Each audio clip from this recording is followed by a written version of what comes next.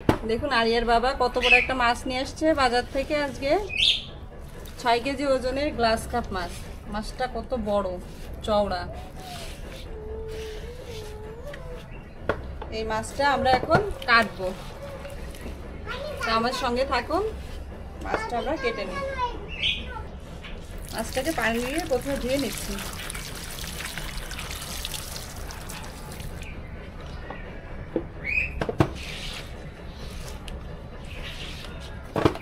অনেক বড় মাছ, তার বডিতে আঁশ ছাড়ানো সম্ভব না, এই জন্য আঁশ ছাড়ানো দিয়ে আঁশগুলো ছাড়িয়ে নেব।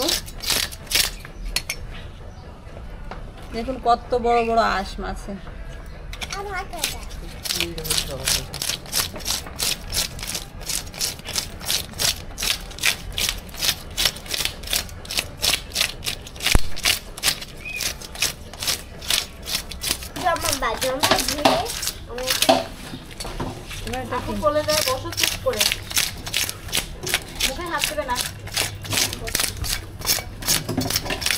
মাছের আঁশ ছাড়ানো হয়ে গেছে, এবার মাছটা কেটে নেব।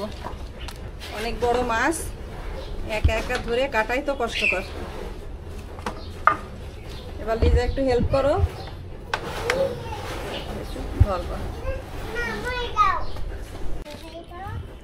মাছটা কেটে নিই।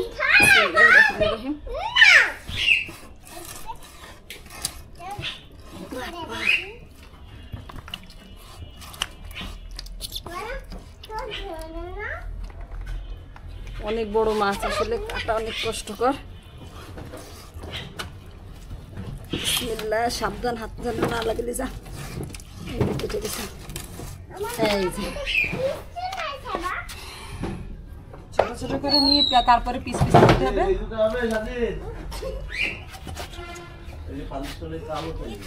একটু মাথাটা ধরে রাখো, দাঁড়াও এটুকু রাখি। বিসমিল্লাহির রহমানির রহিম। মাথাটা আলাদা করলেই ওটা বসো, দুজন দুইটা বসো। সাহেবা তুমি চেয়ারে বসো, যাও যাও, মারামারি বাজাইলাম। ধরো ধরো ধরো, পিত্তি কেটে দেবে, পিত্তি হয়ে যাবে মাছ।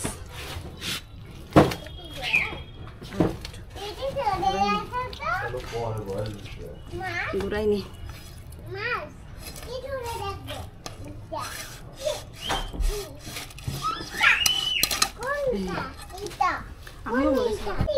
মাছের মাথাটাই কত বড়, 6 কেজি মাছের ভিতরে মানে মাথাটাই 1.5-2 কেজি হবে। অনেক বড় মাথা। আর একটু হেল্প করো লিজা, মাছটা একটু ফেড়ে নি। দাঁড়াও, সাবধান, হাত সাবধান। হাত সাবধান।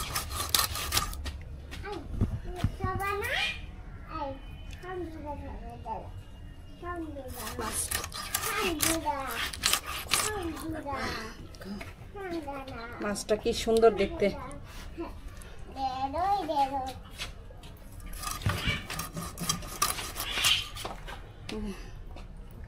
বড় বড় পিস হচ্ছে, চ্যাপটা চ্যাপটা। অনেক বড় মাছ তো, মাছের এই যে পাশে দেখেন কি সুন্দর মাংসের মতন কালার হয়ে গেছে। আঁশটাও মোটা মোটা মাছের। মাছকে কাটতে যাই আমার খুব কষ্ট হয়ে যাচ্ছে, দম বের হয়ে যাচ্ছে মনে হচ্ছে, এত বড় মাছ।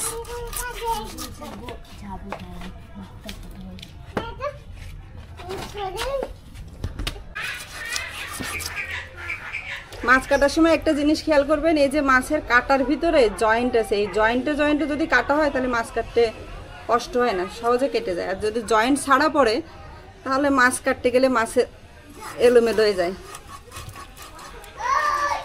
এটা আমার জয়েন্টে পড়িনি।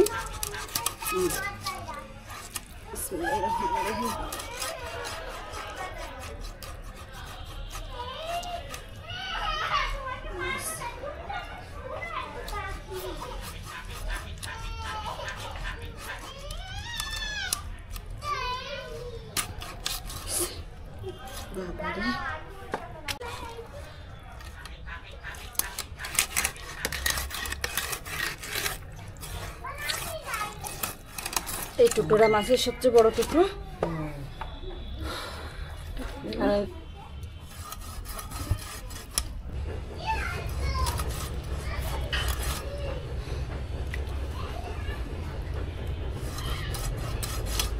দেখেন পেটির মাছগুলো কত সুন্দর দেখাচ্ছে, মাছের ভিতরে র্যাগ র্যাগ হয়ে গেছে, আর কত বড় হয়েছে, কত মোটা পেটি। এই পেটিগুলো যেভাবেই রান্না করা হোক না কেন খেতে ভালো লাগবে।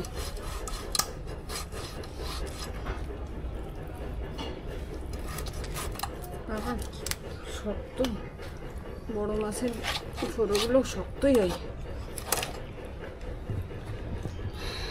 যুদ্ধ শেষ হলো, মাছ কাটা শেষ হয়ে গেছে। এই যে সব মাছ, এইগুলো হয়েছে সব পেটির মাছ, আর এইগুলো পিঠের মাছ। আর মাথাটা পুরো আস্তে রাখছি, আর অনেকগুলো চর্বি হয়েছে মাছে। এবার মাছ ধোয়া হবে। মাছ কেটে ধুয়ে নিয়ে আসছে আমার পুতের বউ, দেখেন কত বড় মাছ। এখন এ রান্না করব, আমাদের সাথে থাকুন। মা মাছটা মাখাই দেবে লবণ হলুদ, আর আমি চুলাটা ধরাই দিই মাছ রান্না করার জন্য। মাছে লবণ হলুদ মাখাই নেব, দিয়ে দেব লবণ।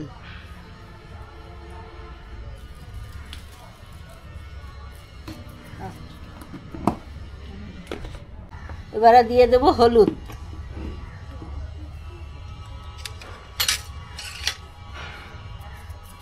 এবারে দিয়ে দেব লেবু রস,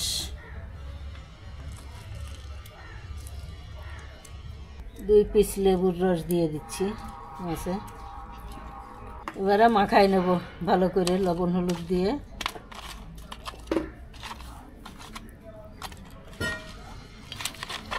মা তো মাছে লবণ হলুদ মেখে দিয়ে গেছে। এবার এটা আমি মাছ ভেজে নেব। চুলা দ্বারায় কড়াই বসাই দিয়েছি, তেল গরম হয়ে গেছে। একটু ধোয়া ওঠা গরম করে নিতে হবে, তাহলে মাছটা আর কি কড়াইয়ের সঙ্গে লেগে যাবে না, সুন্দর ননস্টিকের মতন উঠে যাবে মাছ।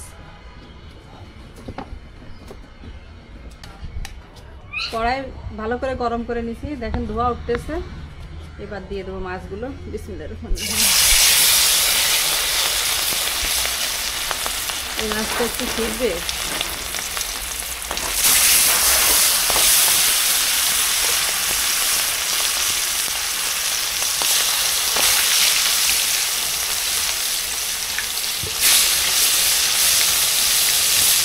আপনারা দেখছেন অনেক বড় মাছ, আমরা তো মোটা মাছের মাছ ভাজার জন্য যে দিছি তেল ছিটতেছে, আমার ক্যামেরাম্যান ভয়তে দৌড় দিছে, তাই মাছটা ঢেকে ভাজতেছি।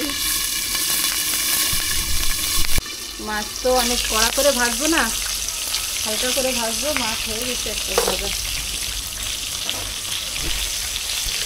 মাছটা উল্টাই দিচ্ছি।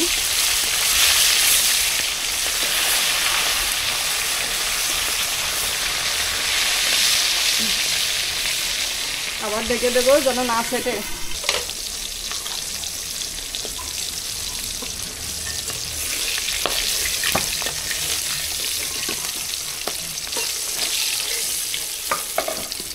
কড়াইটা ভালো করে পাতায় নিলে দেখেন মাছ একটু লাগে না, সুন্দর ননস্টিক কড়াইয়ের মতন উঠে যায় মাছগুলো। এবার বাকি মাছগুলো ভেজে নেব।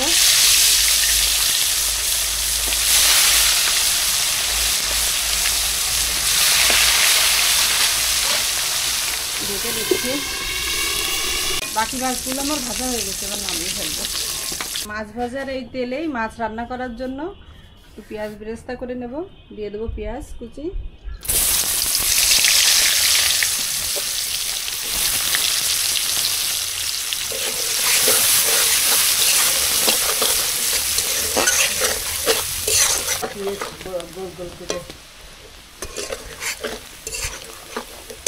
পেঁয়াজ ভাজা হয়ে আসছে। এবার দিয়ে দেবো একটু সামান্য গরম মশলা। এখানে আমি একটা তেজপাতা, একটা কালো এলাচ, 2-3টে সাদা এলাচ, একটু দারচিনি, 2টো লবঙ্গ আর 2টো গোলমরিচ।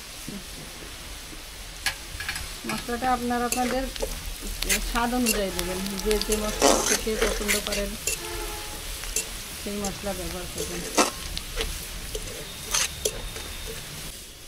এবার দিয়ে দেবো পেঁয়াজ বাটা।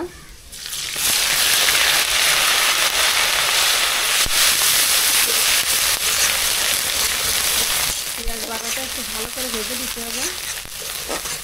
পেঁয়াজের গন্ধটা যে একটা সুন্দর ফ্লেভার বেরোবে সেই পর্যন্ত।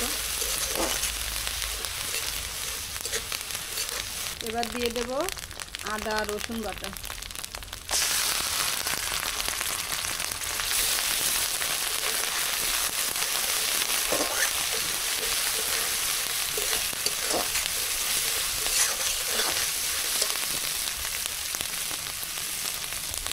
এবার দিয়ে দেবো জিরা আর ধনিয়া বাটা।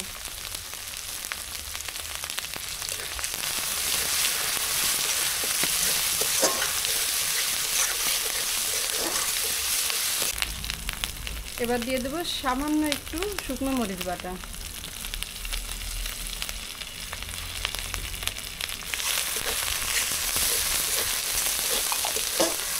আমি যেহেতু দই মৃগেল রান্না করব, মাছটা তো মৃগেল মাছ দই দিয়ে রান্না করব, সেটা আপনারা আপনাদের স্বাদ অনুযায়ী ঝাল দেবেন, যে যতটা ঝাল খেতে পছন্দ করেন সেই অনুযায়ী। এখানে কাঁচামরিচ শুকনো মরিচ দুটোই দেওয়া যায়, আমি শুধু শুকনো মরিচ দিয়ে রান্না করব।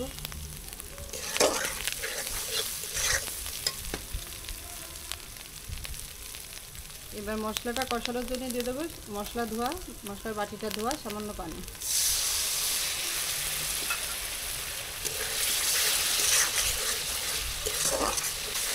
আমার মশলাটা কষানো হয়ে গেছে।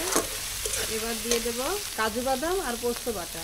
বাটার আগে আমি কিছুক্ষণ ভিজায় রাখছিলাম, ভিজায় রেখে তারপর বেটে দিচ্ছি।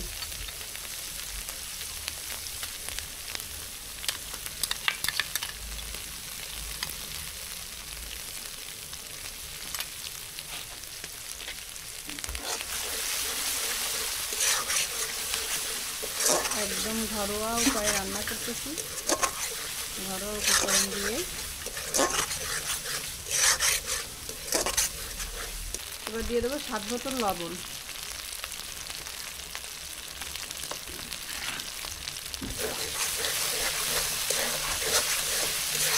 এবার দিয়ে দেবো টক দই। আমি টক দইটাকে আগে থেকে ফেটিয়ে রাখছিলাম। আর টক দইটা দেওয়ার সময় অবশ্যই চুলার জালটা বন্ধ রাখবেন। আমার চুলাটা জ্বলতেছে না, একদম মৃদু আছেই আছে।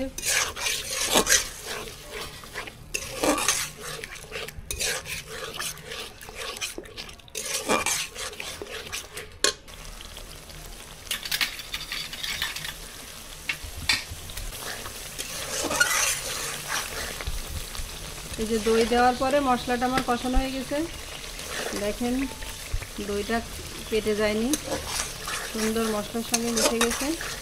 এবার রান্না করার জন্য একটু পানি দিয়ে দেবো, মাছটা রান্না করার জন্য সামান্য একটু পানি।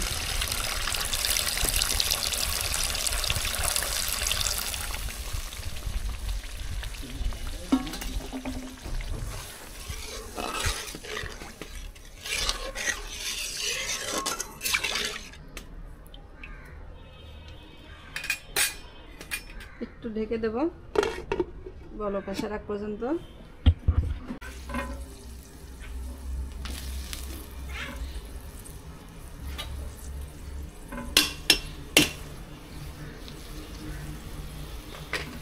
বলক উঠে গেছে। এবার এর ভিতর দিয়ে দেবো আগে থেকে ভেজে রাখা মাছগুলো।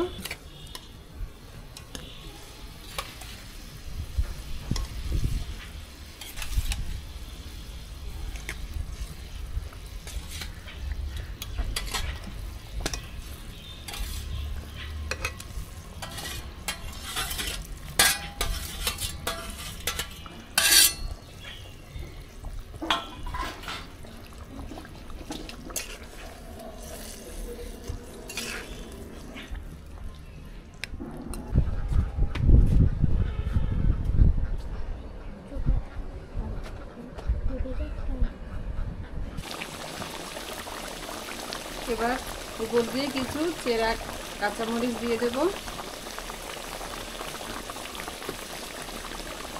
এতে দেখতে যেমন ভালো লাগে, কাঁচা মরিচের ফ্লেভারটাও খুব ভালো আসে তরকারিতে, খেতেও ভালো লাগে।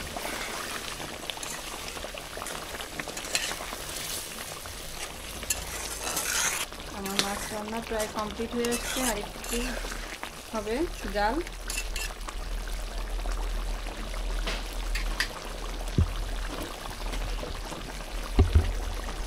হয়ে গেছে আমার দই মৃগেল রান্না করা। দেখুন তেলও সুন্দর ফুটে উঠছে আর গ্রেভিটাও অনেক ঘন হয়ে গেছে। এখন নামিয়ে ফেলবো।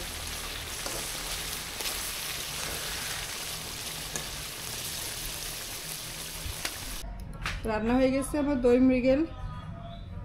এবার গার্নিশের জন্য উপর দিয়ে সামান্য পেঁয়াজ বেরেস্তা ছড়াই দিচ্ছি।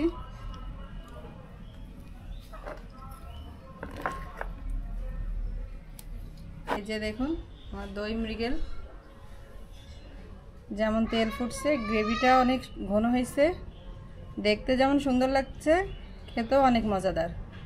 শুধু দই কাতলা না, বড় মাছ, মৃগেল মাছ, রুই মাছ এভাবে রান্না করে খেয়ে দেখবেন, আশা করি ভালো লাগবে।